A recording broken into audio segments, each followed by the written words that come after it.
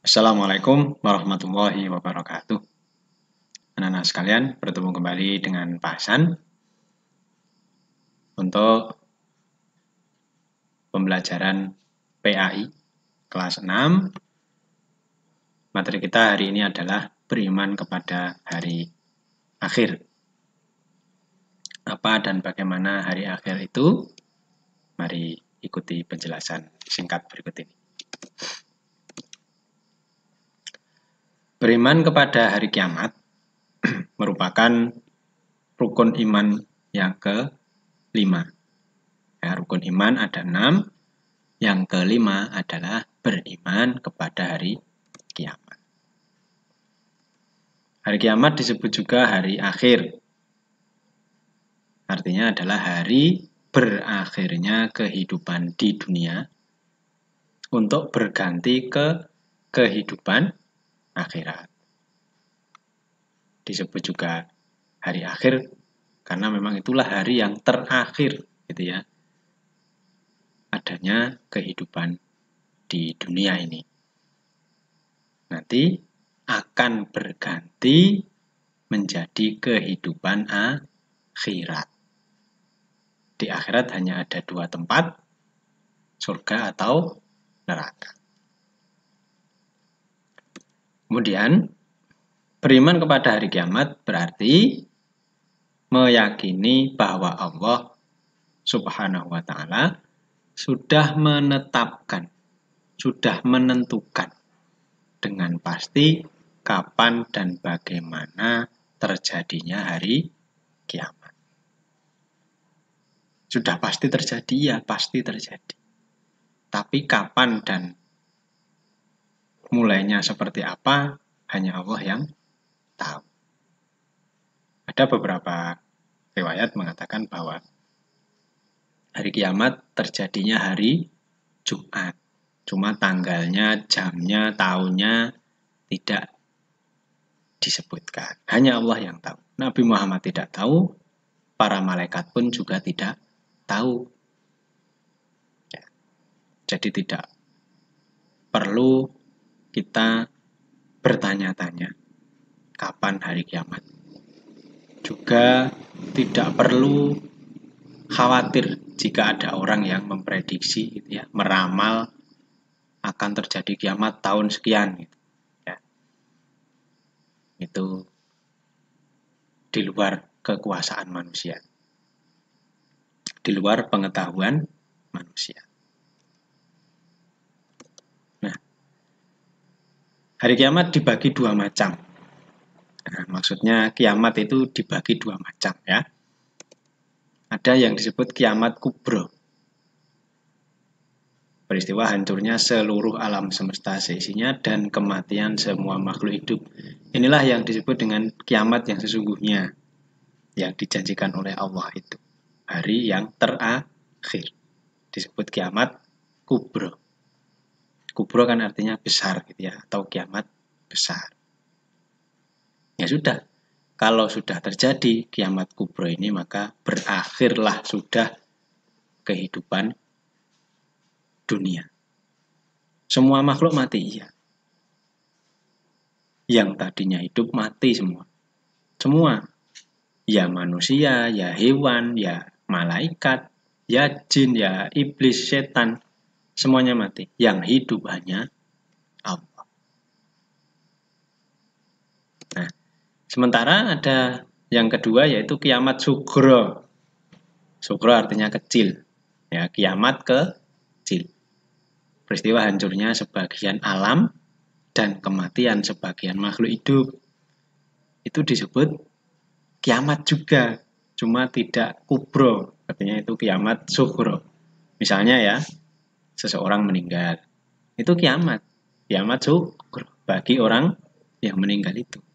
Kecelakaan lalu lintas, itu juga kiamat sugro. Mengalami kecelakaan, orang yang sakit, bencana, banjir, gunung meletus, kebakaran, dan seterusnya, itu termasuk kiamat sugro. Artinya apa? Semua manusia pasti mengalami yang namanya kiamat sugro ini, meskipun belum terjadi kiamat kubro. pandemi COVID-19 itu juga termasuk kiamat sughra. Ya. Kemudian ada beberapa ayat di dalam Al-Quran yang menggambarkan terjadinya hari kiamat itu seperti apa. Salah satunya adalah Al-Qari'ah.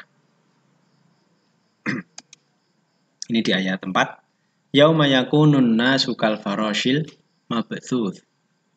Artinya adalah pada hari itu manusia seperti laron yang berterbangan. Laron, tahu ya laron ya, kalau musim hujan awal-awal itu ada laron terbang kemana-mana. Kecil-kecil itu ya. Buahnya sekali. Seperti itulah gambarannya. Manusia bisa terbang. Tapi terbangnya bukan seperti terbang burung ya. Tapi seperti laron itu. Tidak tentu arahnya. Sana kemari, kena angin ya ikut angin gitu ya. Mengapa bisa sampai seperti itu? Karena kekacauan yang terjadi pada hari kiamat itu nanti. Tidak akan ada keteraturan. Semuanya kacau balau. Maka manusia berhambur-hamburan seperti itu. Kemudian ayat kelima, watakunul jibalu kal'ahnil manfush.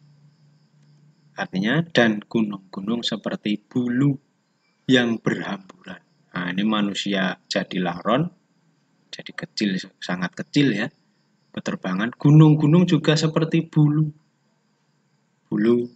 ayam, gitu ya. Kalau terbang berhambur-hamburan seperti itu. Nah, gunung saja seperti itu, apalagi manusia. Ya, seperti itulah gambaran hari kiamat. Gunung bisa berhamburan ya karena memang terpecah belah, rusak, gitu ya. Tidak akan ada yang utuh nanti ketika hari kiamat terjadi. Ada lagi terdapat dalam surah Al-Zalzalah ayat 1-2. Idza zulzilatil ardu zilzalaha. Apabila bumi diguncangkan dengan guncangan yang dahsyat. Jadi besok ya ketika terjadi hari kiamat itu akan terjadi gempa bumi yang sangat dahsyat. Gitu ya. Buminya berguncang. Ada juga ayat berikutnya wa akhrajatil ardu athqalaha. Artinya bumi mengeluarkan isi perutnya. Isi perut bumi apa ya? Air. Ya. Lahar atau lava itu ya keluar semua, jadinya karena kacau ya rusak, bumi bertabrakan dengan planet lain, bisa jadi seperti itu. Artinya alam semesta ini akan mengalami kekacauan semuanya. Nah, beberapa hadis menyebutkan tanda-tanda, ciri-ciri datangnya hari kiamat itu seperti apa. Kalau sudah terjadi, tanda ini sudah terjadi, maka kiamat akan datang. Nah, ada yang disebut dengan tanda-tanda kecil. Artinya kiamat sudah dekat. Dekatnya seperti apa? Yang sudah dekat. Bertahun-tahun lamanya itu tetap bisa disebut dengan dekat. Seperti orang hidup di dunia ini tahu-tahu itu ya, pandemi COVID-19 sudah 1 tahun lebih, itu kan sangat dekat. Sepertinya lama gitu ya, kita pikir 1 tahun, wah sudah lama sekali. Tapi kalau sudah terjadi maka rasanya sangat cepat, sangat dekat. Nah, tanda-tanda kecil ini sudah terjadi hari-hari ini. Ya. Sejak diutusnya Nabi Muhammad SAW, dunia ini sudah mendekati akhir zaman. Nabi Muhammad kan Nabi yang terakhir. Tidak akan ada Nabi lagi. Maka itulah salah satu tanda akhir zaman. Nah, yang pertama adalah ilmu agama sudah tidak dianggap penting. Orang tidak mementingkan ilmu agama. Maksudnya apa? Ada pengajian ya di dekat rumah atau di masjid dekat rumah, tidak ikut. mungkin ada TPA, tidak ikut. Itu termasuk tidak menganggap penting ilmu agama. Sekolah juga begitu, bisa jadi tidak mementingkan ilmu agamanya. Maka pilihlah sekolah yang ada ilmu agamanya. Jangan sampai pilih sekolah yang tidak ada sama sekali ilmu agamanya. Ya SMP tetap ada, MTS apalagi. Lebih bagus lagi ke pondok pesantren. Ya. Ini sudah terjadi ya. 2. Kejahatan, pembunuhan, minuman keras, narkoba, merajalela. Ini terjadi hari ini. Besok juga akan terjadi. Semakin dan semakin merajalela. Kejahatan, macam-macam kejahatan, ya korupsi, ya pencurian, pembunuhan, apalagi minuman keras, narkoba. Setiap hari ada berita tentang narkoba, pembunuhan, pencurian, dan seterusnya. Ya. Kemudian yang ketiga, banyak laki-laki menyerupai perempuan dan sebaliknya, perempuan menyerupai laki-laki. Laki-laki dandan gitu ya, seperti perempuan. Bahkan ada perempuan yang bersolek malah seperti laki-laki. Itu juga sudah sering kita lihat seperti itu ya. Nah, ini terjadi memang hari-hari ini. Inilah tanda kecil. Kemudian jumlah wanita lebih banyak daripada laki-laki. Nah, ini sudah terjadi juga, cuma tidak di seluruh dunia. Di Indonesia masih perbandingannya masih lebih banyak laki-laki. Ya, cuma beberapa profesi gitu kalau kita lihat ya. Misalnya guru itu lebih banyak bu guru daripada pak guru. Itu sudah mulai terlihat di situ ya. Dan juga profesi-profesi yang lain bisa jadi akan menemukan hal-hal seperti itu. Kemudian bencana alam semakin sering terjadi. Nah, ini juga menjadi tanda. Ya bencana alam ya macam-macam ya. Di Indonesia semakin sering terjadi gempa, semakin sering terjadi banjir. Gitu ya. Dan juga bencana seperti pandemi Covid ini kapan selesainya juga kita tidak tahu. Nah, kemudian ada tanda-tanda besar datangnya hari kiamat. Maksudnya adalah bahwa kiamat sudah benar-benar sangat dekat. Tinggal hitungan bulan atau mungkin tahun paling lama. Bahkan hari bisa jadi. Yang pertama, matahari terbit dari barat. Sehari-hari kita lihat matahari terbit dari timur. Tapi kalau matahari terbit dari barat, artinya ada kekacauan tata surya. Ya, bisa jadi bulan bertabrakan, Mars bertabrakan dengan planet yang lain, itu bisa terjadi. Arah orbitnya berubah. Buminya ini berubah arah orbitnya. Nah, bisa jadi begitu. Artinya tata surya sudah kacau. Kemudian munculnya bangsa Ya'juj Ma'juj. Nah, ini yang akan merusak bumi. Ini sekelompok ya. Sekelompok orang, bukan satu orang, tapi sebuah bangsa. Akan merusak bumi. Entah seperti apa wujud mereka gitu. Ada yang mengatakan orangnya mengerikan gitu ya.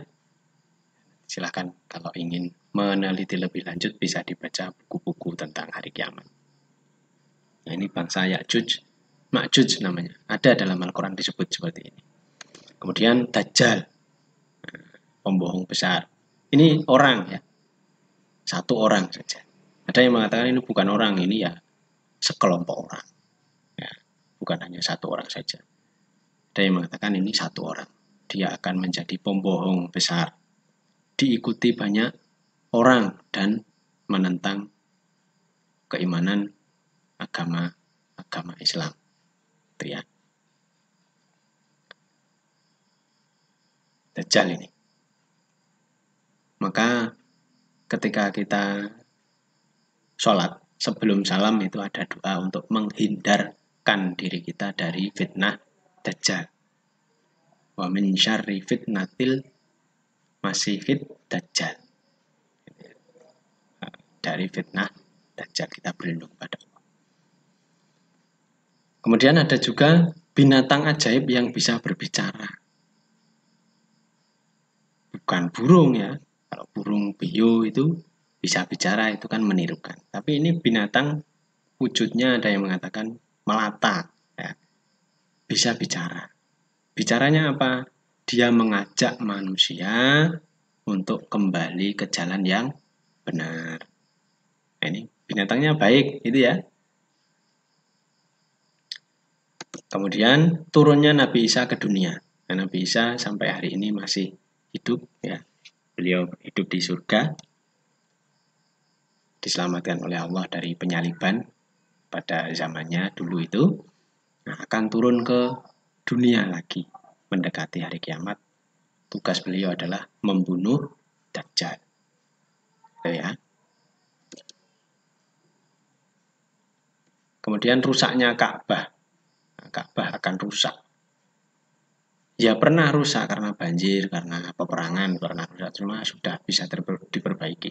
Ini rusaknya Ka'bah mendekati datangnya hari kiamat tidak bisa diperbaiki lagi. Nah, tanda-tanda besar ini sampai hari ini belum terjadi. Ya, belum terjadi. Kalau tanda kecil tadi sudah terjadi, artinya memang hari kiamat akan datang, akan terjadi. Nah, ini yang perlu juga kita ketahui bersama. Nama-nama lain hari kiamat. Hari kiamat itu punya nama lain. Ada yang menyebut Yaumul Akhir, hari terakhir kehidupan di dunia. Kemudian ada yang menyebut Yaumul Zalzalah, hari guncangan gempa yang dahsyat. Ini kalian pahami, kalian hafalkan bila perlu ya. Yaumul Ba'ats, hari kebangkitan. Yaumul Mahsyar, hari berkumpul. Yaumul Hisab, hari penghitungan amal. Yaumul Mizan, hari penimbangan amal. Yaumul Jaza, hari pembalasan. Yaumul Fatah, hari kemenangan bagi orang yang beriman. Yaumul Ausr, hari kesusahan bagi orang kafir. Nah, 1, 2, 3, 4, 5, 6, 7, 8, 9 ini bisa kita artikan urut-urutan terjadinya kiamat. Ada gempa, kemudian seluruh makhluk manusia, ya malaikat, ya jin, ya setan akan mati. Kemudian dibangkitkan lagi. Mereka akan dibangkitkan. Terutama manusia ya, sejak kehidupannya Nabi Adam sampai hari terakhir itu akan bangkit. Hidup lagi. Kemudian mereka akan berkumpul, kita akan berkumpul di sebuah tempat yang disebut Padang Mahsyar. Untuk apa? Di sana akan antri, berhitung. Apa yang dihitung? Amal perbuatannya di dunia akan dihitung. Yang kecil, yang besar, yang mungkin sudah lupa, ada catatannya akan dihitung dengan sedetail-detailnya. Setelah dihitung, kemudian akan ditimbang manakah yang lebih banyak. Kemudian akan dibalas. Kalau lebih berat kebaikannya, amal solehnya, insya Allah masuk surga. Kalau sebaliknya yang lebih berat amal jahatnya, amal buruknya, maka masuk neraka. Itulah pembalasan dari Allah sesuai amal perbuatan di dunia. Menjadi Yaumul Fatah, hari kemenangan bagi orang yang beriman, yang beramal soleh akan menang. Bagi orang kafir itu akan menjadi hari kesusahan. Itu ya. Hikmahnya apa? Beriman kepada hari kiamat. Manfaat bagi kita diantaranya adalah kita semakin bertambah beriman kepada Allah. Pasti ya, memperbanyak zikir dan doa kepada Allah. Kita ingat hari kiamat, kita perbanyak zikir dan doa, memohon keselamatan. Menjadi rajin beramal soleh, ibadah ya, sholat, ngaji, berbakti pada orang tua, belajar, itu juga termasuk amal soleh. Hati-hati dalam berperilaku ya, agar kita terhindar dari dosa. kita selalu mendapatkan petunjuk, gitu ya. Hati-hati. 5. Mengingatkan untuk tidak terlalu mengutamakan kehidupan dunia. Tidak perlu mengejar-ngejar dunia, mengejar-ngejar jabatan, ya, rezeki, uang, apalagi ya. Jadi jangan terlalu mengutamakan, mementingkan dunia. Kita harus lebih mengutamakan akhirat. Kemudian mengingatkan bahwa setiap manusia pasti akan mati dan kemudian bangkit lagi. Meskipun sudah mati, sudah menjadi tulang belulang, gitu ya, akan dihidupkan lagi, dibangkitkan lagi oleh Allah SWT untuk menerima pertanggungjawaban amal perbuatannya di dunia. Nah, yang nomor 7 mengingatkan adanya surga dan neraka. Bahwa nanti di akhirat hanya ada 2 tempat ini. Surga ataukah neraka. Nah, sebelum Pak Hasan akhiri ada tugas ya untuk kalian kerjakan. Berkaitan dengan hari kiamat ya, ada surga, ada neraka. Yang pertama kalian sebutkan 5 nama surga. Yang kedua sebutkan 5 nama neraka. Silakan cari dari sumber manapun, di buku apapun ya, atau di internet silakan. Tulis di buku tulismu, kemudian kirim foto ke Pak Hasan. Gitu ya. Silakan diulangi lagi video ini jika belum jelas. Pak Hasan akhiri, semoga bermanfaat. Assalamualaikum warahmatullahi wabarakatuh.